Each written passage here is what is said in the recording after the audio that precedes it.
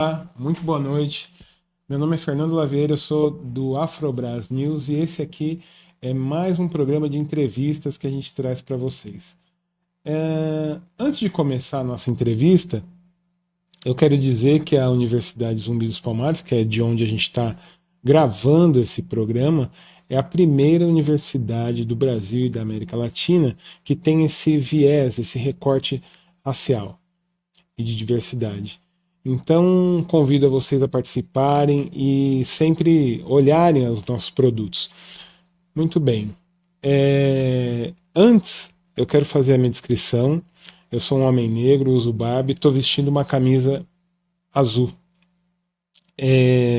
Nesse programa de entrevista, a gente traz aqui uma iniciativa muito interessante, que surgiu no interior de São Paulo, basicamente na cidade de Jaú, no centro do estado, né?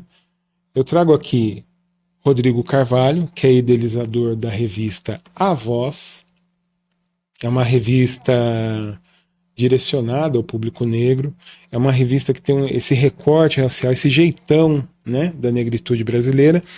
E ele está lançando essa revista exatamente aqui. Então é um prazer tê-lo, Rodrigo. Muito obrigado e parabéns pela iniciativa. Boa noite. Muito obrigado. Estamos também novamente com o professor Marcos, que é nosso comentarista, especialista em direitos humanos, que está aqui também para compor a mesa e fazer a entrevista com o Rodrigo. Professor, boa noite, tudo bem? Boa noite, Fernando. Beleza? Boa noite. Rodrigo, seja bem-vindo. E eu quero aproveitar, sempre complementando o que o Fernando fala, lembrar do boa noite, bom dia e boa tarde para você que está nos assistindo, a todas, todos e todes nessa diversidade toda que a gente pode abraçar. E eu queria lembrar o Fernando que nós já passamos de 100 comentários no programa do ouvidor das polícias do estado de São Paulo, professor Claudinho. Então, mais de 100 comentários, a gente pede o seu like, pede o seu comentário, que realmente você ponha lá a sua opinião. E devolvendo a palavra para o Fernando, eu quero entender por que você falou Rodrigo Carvalho se eu li ali Rodrigo Correia. Ele está usando um outro nome para me enganar, é isso? Não, então assim, Rodrigo, desculpa, não sei de onde que eu tirei esse erro, mas é Rodrigo Correia. E assim, além do que o professor Marcos pediu, também o compartilhamento, por favor. Rodrigo, a primeira pergunta que eu tenho é a seguinte, é que todo mundo quer saber. Da onde surgiu essa ideia de criar uma revista num ambiente no Brasil, que é um país que tem poucas revistas, né, comparando com outros países, né, principalmente Europa e Estados Unidos, é um país que tem poucas revistas e pouquíssimas direcionadas a atender anseios da população negra. Então, eu gostaria de começar dessa forma, que você contasse para a gente de onde surgiu a ideia e apresentasse a revista para nós, por favor. Primeiramente, eu gostaria de agradecer a oportunidade, ao convite. Para mim é uma honra muito grande estar podendo estar participando e poder estar falando um pouco do trabalho que a gente realizou aí. A revista A Voz, ela iniciou através de um racismo que um filho meu sofreu na escola. Ele tinha 10 anos. Meu filho Felipe, e ele chegou em casa chorando, dizendo que não gostava de ser negro, e aí eu tive que, de alguma maneira, mudar a cabeça dele positivamente, que ser negro era bom, que existia vários exemplos de negros vitoriosos, né, na vida, e comecei a exemplificar Pelé, Michael Jordan, como os outros esportistas e até mesmo escritores, atores, para que ele pudesse ver que os negros também eram competentes, era importante. E aí foi onde eu comecei a pesquisar. Dentro dessa pesquisa, eu achei um documentário que se chamava Como Ser Negro no Brasil. Eu achei muito interessante. E aí eu falei, poxa, eu vou criar um documentário também, mas como é ser negro em Jaú. E aí eu convidei 10 personalidades negras, já bem-sucedidas, já com histórico de racismo. A gente fez esse documentário, graças a Deus foi muito bem-sucedido, bem recebido, porque historicamente a cidade de Jaú é uma cidade racista, né? Inclusive a capa da revista é com Pelé, porque ele foi até a cidade de Jaú e foi proibido de entrar num clube que era um clube que só poderia estar entrando pessoas brancas. Então a gente tinha muito... Mas, Rodrigo, interrompe um pouquinho. Por favor, explica pra gente como que foi esse episódio com seu filho, que assim, criança, né, escola, o que aconteceu? Explica com mais detalhes pra gente. Eu acredito que foi assim que em algum momento que as crianças estavam... Luiz Felipe. Algum momento que as crianças estavam brincando na escola e algum colega dele deve ter falado: mas você é negro, seu cabelo é duro e tudo mais, e ele ficou muito sentido com isso. A mãe dele foi buscar ele na escola e quando eu cheguei do trabalho, ele estava relatando para mim a história. E a gente, de alguma maneira, a gente precisava levantar a autoestima dele de novo, porque ele já não estava mais se sentindo bonito, já não estava se sentindo bem com a aparência dele. Então a gente precisava de alguma maneira tá mudando a cabecinha dele, que ele não era o que os colegas falaram, né? Então foi aí que a gente conseguiu o documentário. Automaticamente, através do documentário, veio a revista, porque a gente viu que existia muitas outras histórias que não cabia só num documentário. E aí a gente criou a revista A Voz, e dando voz para a população negra. Inclusive a gente tem muitas matérias onde a gente ensina muitas coisas que não é falado nas escolas. Mas o documentário, você está falando de representatividade, né? Sim. De olhar e se enxergar no outro, né? O documentário, ele foi inspirado nesse documentário que você assistiu. Isso. E como foi desenvolver esse produto, né? Eu costumo dizer, né, e você até deve ter descoberto isso para mim, que eu sou um cara autodidata, né? Não sou formado em jornalismo, não sou formado em nada, mas eu sou um cara curioso. E eu procuro sempre, eu costumo fazer o que eu gosto de consumir. Quando eu não encontro, eu mesmo crio, né? E aí a gente criou esse documentário e foi muito interessante, porque a gente pegou pessoas já hoje em dia estabilizadas, advogados, empresários da nossa cidade, todos eles negros e que também passaram por essa questão de racismo, né? Então esse documentário foi para que eles contassem como eles chegaram até o momento atual, né, de estabilidade de vida, e todo o processo de racismo que existe, né? Então eles foram contando todos os racismos que sofreram. Inclusive tem um episódio que o Dr. Ronaldo, advogado, ele foi em uma loja e é de praxe o advogado andar bem alinhado, e a mulher pegar no braço dele e falar: viu, você é o segurança aqui, pelo fato dele ser negro e tá de terno. Então, assim, isso aonde? Isso na cidade de Jaú, numa loja grande, loja, né? Então, tipo assim, vários outros relatos. Então, assim, através daí a gente percebeu que tinha muitas outras histórias que poderiam ser contadas, e foi aí que a gente teve a ideia de criar a revista. Tá. E na definição da revista, por que esse nome, A Voz? Na verdade, quando eu fui criar a revista, eu comecei a pesquisar vários outros nomes, né? E aí eu fui achar os nomes que já existiam, que de repente não poderia ser por, de repente, dar problema com plágio ou algo assim. E aí, inicialmente, a revista iria se chamar A Voz Negra. Só que eu precisava de parceiros para que a gente pudesse estar publicando. O custo gráfico é um pouco alto. E se eu deixasse essa questão de A Voz Negra, talvez eu não teria esse apoio. Então eu tive que tirar a palavra negra e só deixar a revista A Voz. Mas não mudei o conteúdo. Então, assim, a revista A Voz é porque a gente está dando voz para a comunidade negra e dando voz à nossa versão, né? Porque a gente está acostumado que eles contaram muito a nossa história, né? E aí chegou o momento da gente contar a nossa própria história. Tá. Eu tô achando que te pegou dentro, te calou muito, muito caro o fato de ter tirado a palavra negra. É algo que eu não gostaria de ter tirado, mas a gente, estrategicamente, a gente teve que usar desse artifício para que a gente conseguisse criar a primeira edição, e assim foi feito. E hoje em dia é a revista Voz, me acostumei com o nome e a gente vai dar continuidade assim por enquanto. Entendi. Professor, por favor.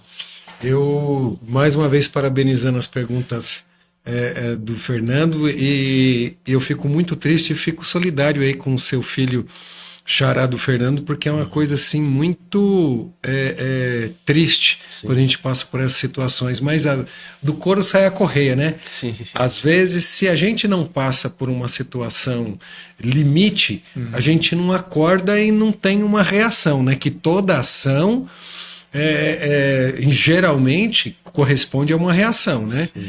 Mas aí eu pergunto para ti, Rodrigo, por que é que você diz assim tão firmemente?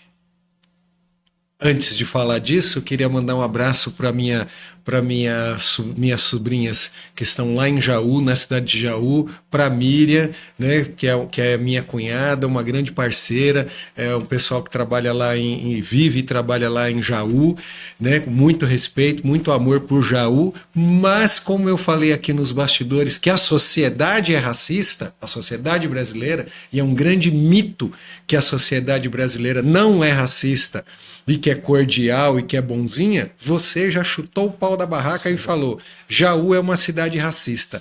O que é uma cidade racista e se só Jaú é racista? Para mim, o que é uma cidade racista é uma cidade que ela não consegue enxergar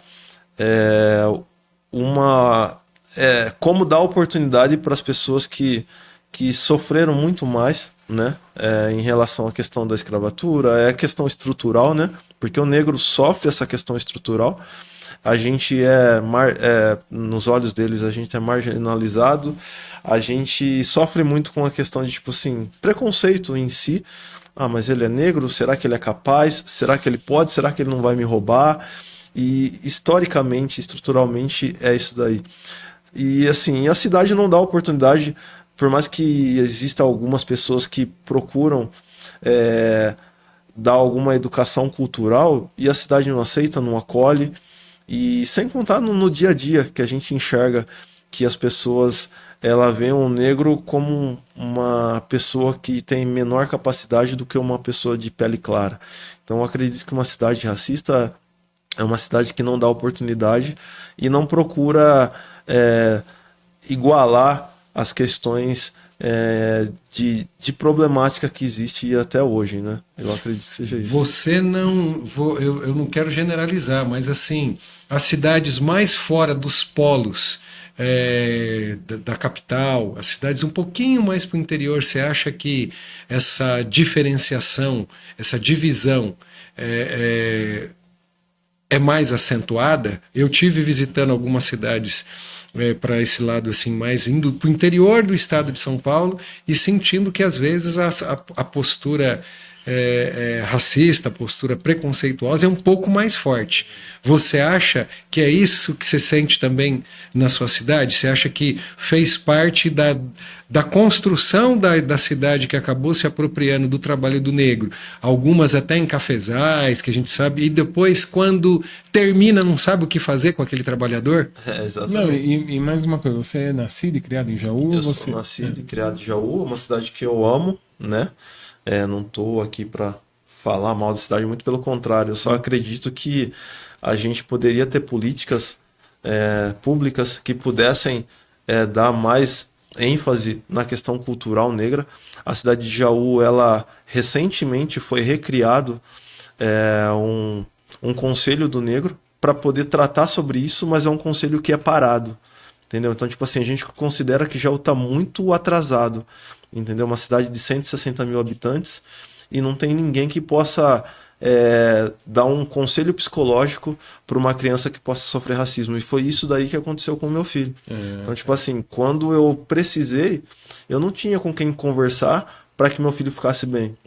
Eu, graças a Deus, Deus me deu uma capacidade de poder criar alguma coisa para que ele conseguisse enxergar e ver uma outra visão. Mas então, tipo assim, eu acho que é importante que a cidade se preocupe com isso, entendeu? Por exemplo, até mesmo a questão que é a Lei 10.639, que completou 20 anos agora em janeiro, lá não tem uma obrigação, secretária de Educação não força que as escolas públicas e até mesmo as privadas, que é uma lei, que possa estar ensinando sobre isso.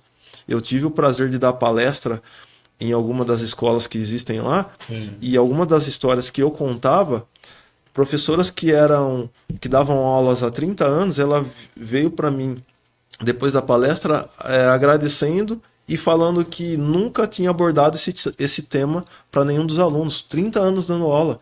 E o único tema que eles abordavam era a questão da escravidão. Entendeu? Nunca falaram sobre o racismo estrutural, nunca falaram sobre os negros inventores, que tem muitas histórias boas. A gente costuma falar que tem muita história bacana para ser contada. O negro inventou o semáforo, uma mulher negra inventou o GPS, o negro inventou o elevador automático e várias outras coisas. Mas infelizmente a gente fica preso nessa questão que o negro só tem a parte da história dele na escravidão. Então, e falando dentro desse contexto, qual é a aceitação da revista? Assim, digamos, as pessoas leem, te procuram para obter a revista?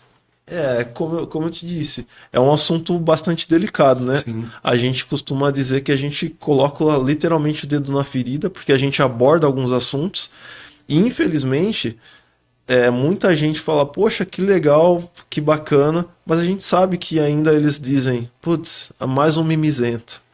Porque quando a gente levanta uma pauta dessa, a pessoa de repente não entende que a gente está buscando que crianças e jovens conheçam realmente a nossa história.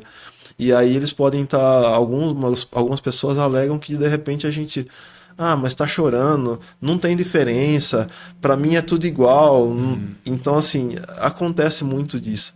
Mas a gente continua forte, resistindo e buscando cada vez mais conhecimento para que a gente possa estar entrando nas escolas, em instituições, para que a gente possa ensinar um pouco mais da história e a cultura negra. E assim, bom, para você que está chegando agora, estamos com Rodrigo Correia. Ele é idealizador da revista A Voz. É uma revista que faz o recorte racial no interior de São Paulo, no município de Jaú. E, Rodrigo, gostaria de voltar à questão da publicação. Como vocês fazem no dia a dia, a escolha de pautas? Como que é? Na verdade, para a gente escolher a pauta, normalmente é algo que provavelmente dá mais interesse no público. Então, tem alguns assuntos que a gente sabe que vai chamar mais atenção, é dessa maneira que a gente faz a escolha de pauta. Nessa primeira edição, a gente escolheu a capa, que é o Pelé, porque não tem como, né, o mundo inteiro conhece o Pelé, e seria legal que já na primeira edição a gente estampasse o Pelé, e contando que o Pelé foi barrado na cidade de Jaú. Que você estava contando essa história lá no comecinho, que o Fernando aproveitou para puxar dessa parte da sua emoção em relação a seu filho. Sim. Ele foi barrado em Jaú quando e como? Isso. O Pelé, ele foi jogador do Clube Noroeste, que é uma cidade vizinha, que é a cidade de Bauru. E ele foi jogar... desculpa. Ele já era jogador do Santos. E ele foi jogar contra o 15 de Jaú, que era o clube da cidade lá. E nesse que ele foi jogar, ele jogou, fez o jogo. E depois ele era muito amigo de um jogador, que é o Edu, que é da cidade de Jaú. E aí eles estavam passeando e foram num clube. E nesse clube, mesmo ele sendo o Pelé, um cara já reconhecido, jogador do Santos, ele foi proibido de entrar nesse clube. E então, assim, ficou muito marcado negativamente. E a gente não poderia estar criando a revista e não abordando essa temática, essa matéria. Então por isso ele foi escolhido para sair na Isso. capa.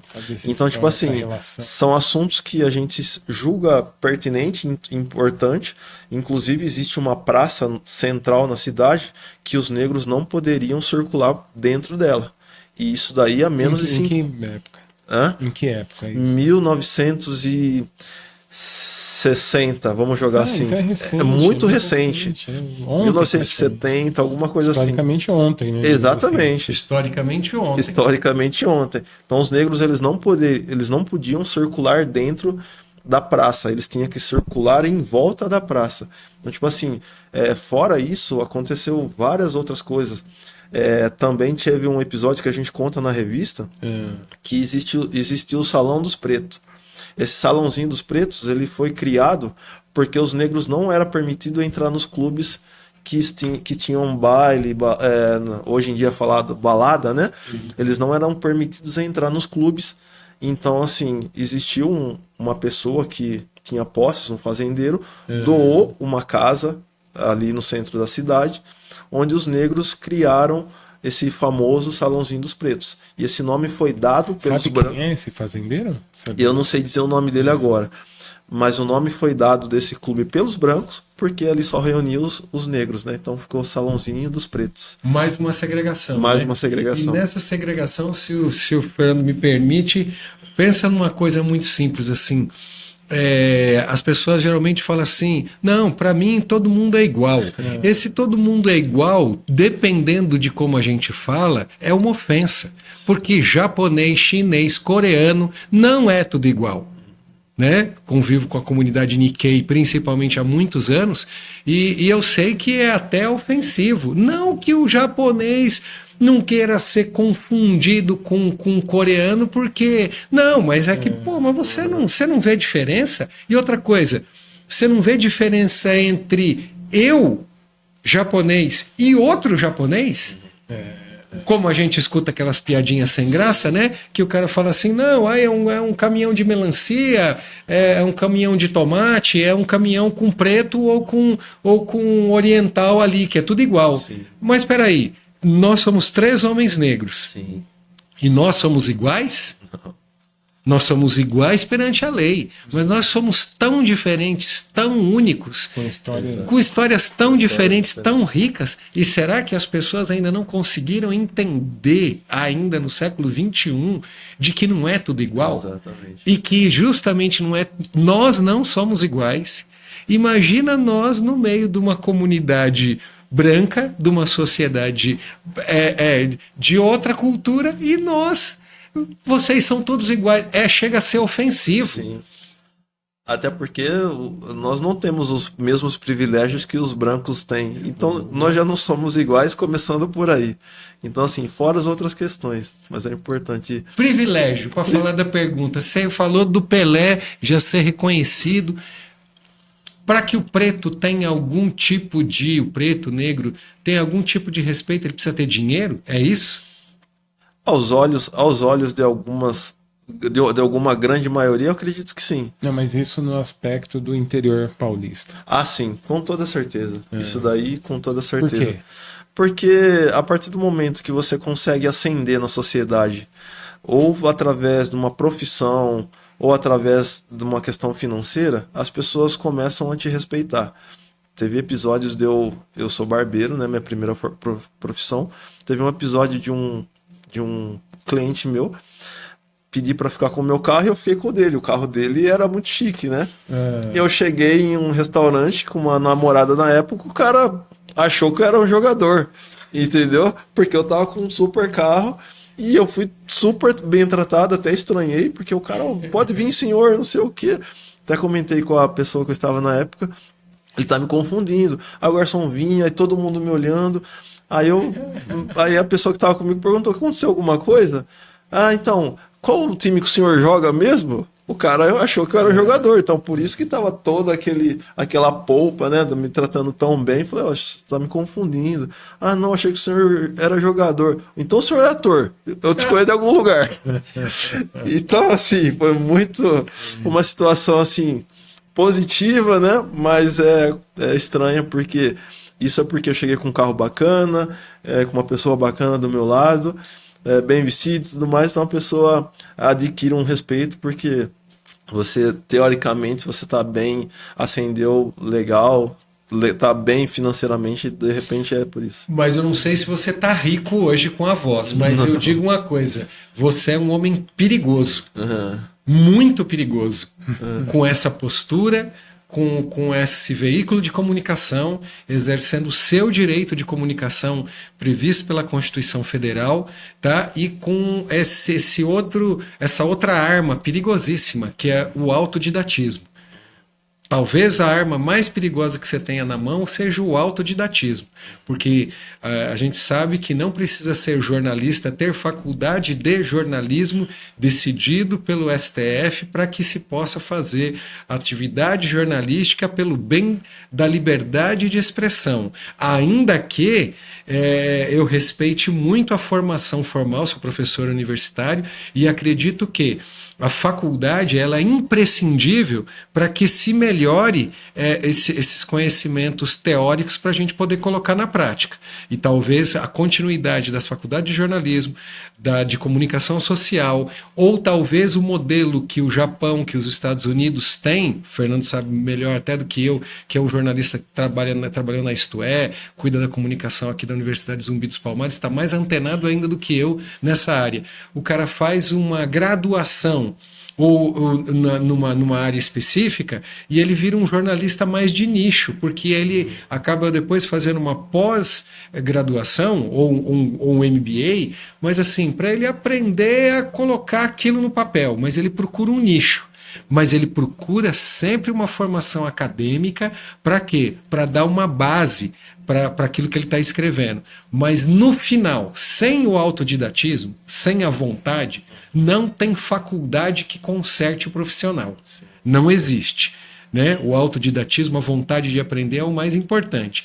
Mas você reconhece que você é um homem triplamente, quadruplamente perigoso, navalha do barbeiro, autodidatismo, jornalismo e um veículo de comunicação contundente na mão. Você se vê assim? Na verdade, hoje em dia eu começo a enxergar dessa maneira. Eu acredito muito no trabalho. Eu acredito que não é só um trabalho necessário, mas que é um trabalho importante, né? E graças a Deus a gente tem conseguido alcançar alguns lugares que me deixa cheio de orgulho. Eu sou uma pessoa, por exemplo, tá aqui hoje com vocês, né?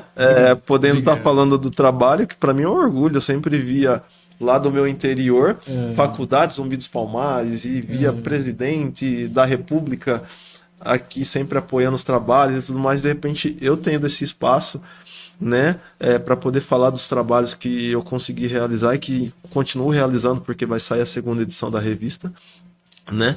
Eu fico muito feliz, muito contente, e a gente sabe que é possível. Então, assim, eu costumo falar que eu fui muito desacreditado quando eu iniciei com a revista, e tinha muitos comentários: mas você quer fazer uma revista para negro, para preto? Hoje em dia a revista já nem existe mais, você tá aí com essas ideias e tudo mais. Mas a gente tem que entender que existe muita pessoa saudosistas, que querem pegar a revista na mão e querem guardar essa revista. Então é por isso que a gente trabalhou com essa questão da revista física e da revista também digital. Então, assim, a gente faz a questão de ter a revista física, porque tem histórias que tem aqui dentro que muitos senhores, eles não têm o hábito de pegar o celular e querer ler por aqui. Eles querem pegar a revista e estar folheando ali. Então, assim, para mim, um dos maiores prazeres é estar sendo convidado hoje por vocês, pela Faculdade Zumbi dos Palmares, e estar podendo contar um pouco aqui da história do trabalho. Legal. Rodrigo, eu gostaria que você, a gente está chegando no final, mas eu gostaria que você contasse como que é o trânsito da captação de recursos para a produção da revista. Normalmente, o que eu costumo fazer é o seguinte: eu crio as matérias, crio as pautas, e assim que ela já tiver toda diagramada, eu crio um esboço da revista, e aí eu vou pessoalmente para conversar com todos os possíveis parceiros e patrocinadores. Aí a gente explica qual que é a ideia da revista, né? E aí a gente, muitas vezes é bem recebido, muitas vezes a gente tem aquele espanto, né? Mas você quer segregar? Porque muita gente acha que a gente está segregando pelo fato da gente estar contando só a história negra, muito pelo contrário. E aí, através dessas parcerias, a gente acaba custeando os custos gráficos, né? E também a equipe que existe, porque hoje a gente conta com a Marilda Antelante, que é a jornalista responsável. A gente tem o Bruno, que é o diagramador da revista. A gente tem o pessoal que trabalha com marketing. Ainda é uma equipe bem enxuta, mas querendo ou não, eles fazem um trabalho e também precisam estar recebendo pela força que eles dão aí para que a revista possa estar saindo aí. Querendo ou não, são 10 mil exemplares que é espalhado gratuitamente para várias cidades, várias escolas, e já cheguei a ouvir que é um material que não se encontra em biblioteca nenhuma das escolas. Então é muito importante a pessoa poder pegar uma revista nossa e poder dar várias aulas com uma revista que saiu daqui da cachola. Inclusive, talvez, aplicando de forma prática Fica a dica para o prefeito municipal, para a Câmara de Vereadores, aproveitar esse exemplo não só em Jaú, mas o Fernando sabe muito bem de que isso que o Rodrigo falou é uma verdade no país inteiro, que a lei é federal e, infelizmente, ainda não foi cumprida por tempo, né? tem lei que pega e tem lei que não pega. E não é assim. Não é lei que pega e lei que não pega. A lei está para ser cumprida. E como a lei está para ser cumprida, a gente precisa começar a cobrar isso, porque a gente só vai poder mudar lá atrás a imagem das pessoas como do seu filho, se tivesse sido ensinado na sala de aula que nós temos vários exemplos de negros que construíram esse país, em primeiro lugar, ou forçado ou não, e que constroem hoje, olha 3 aqui, né? Olha 3 aqui, né? Que constroem esse país, a autoestima dele, a imagem dele, a vida dele seria... talvez ele não tivesse passado com tanta virulência esse episódio que ele passou. E eu queria pedir a licença para o Fernando para sempre tocar nos assuntos polêmicos. A gente vai tocar num outro assunto, mas olha que coisa interessante. As pessoas não dão valor naquilo que se põe para fora. Né? Vou tomar a liberdade de usar o que Jesus pegou e falou, que o que come, o que entra pela boca não contamina. O que contamina é o que sai. Olha... A sabedoria do homem falar isso no meio de uma sociedade judaica para fariseus que o cara só podia comer, não podia comer nada com escama, não podia comer, não podia nada com unha fendida, não podia comer porco, e ele ter a coragem de falar um negócio. Então o que sai, pensa no bullying. Como disse o nosso secretário-geral da ONU, Antônio Guterres, não existe motivo que justifique a violência como essa violência do Hamas contra o povo israelense. Sim. Mas sempre há um motivo numa ação. E aí, seu filho poderia ter respondido de uma forma virulenta. A uma provocação, a um bullying, isso tem nome, hoje tem nome, que ele pode ter passado na escola, um constrangimento que ele pode ter passado na escola.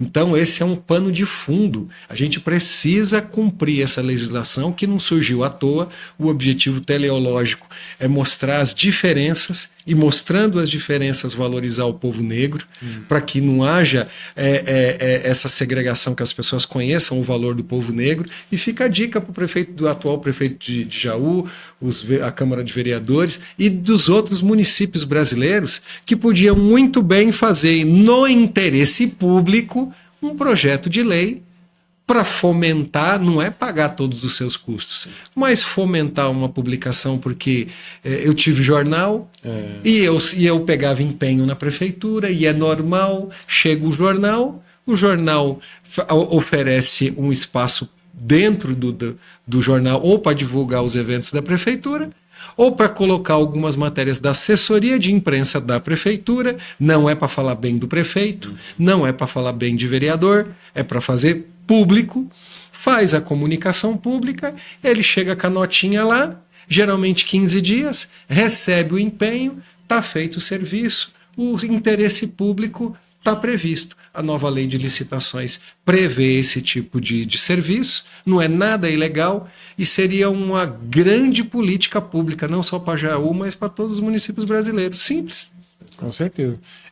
Rodrigo, para a gente finalizar, eu gostaria que você dissesse para a nossa audiência como adquirir a revista, onde procurar. Normalmente a gente sempre deixa em pontos estratégicos e pontos parceiros, né? Então vamos dar um exemplo. A gente está lançando agora a segunda edição. Hoje você pode estar encontrando a segunda edição agora aqui na Faculdade do Zumbi dos Palmares. A gente vai estar deixando alguns exemplares aqui para que os alunos possam estar vindo e conhecendo o trabalho. A gente deixa também pontos estratégicos, por exemplo, como bibliotecas públicas. A gente deixa em alguns parceiros que trabalham com esse nicho, né, de leitura e tudo mais, conhecimento. E a gente faz a distribuição gratuita em alguns eventos, né? não é cobrado nada, e algumas escolas a gente também distribui, que é para que eles possam estar fomentando a questão da história e da cultura negra. Entendi. Rodrigo, muito obrigado. Parabéns. Foi um prazer tê-lo aqui conosco e depois volta para contar o andamento de tudo isso. A gente está muito próximo do dia 20 de novembro, uma data muito importante para todos os brasileiros, então espero você para um próximo programa. Um abraço. Com certeza. Só gostaria de mandar um beijão pro meu outro filho, o Rodrigo, também. Claro. Falei do Luiz Felipe, não poderia deixar de falar do meu outro filho, Rodrigo Júnior. Um beijão, papai te ama. E para minha mãe, Claudete, 82 aninhos, firme e forte lá na cidade de Jaúla. Parabéns. Muito obrigado. Rodrigo, Obrigado. parabéns e obrigado de comparecer, de estar aqui dividindo esse conhecimento com a gente. É uma aula. Parabéns e tenha muito sucesso nessa sua carreira jornalística. Eu que agradeço. Muito obrigado.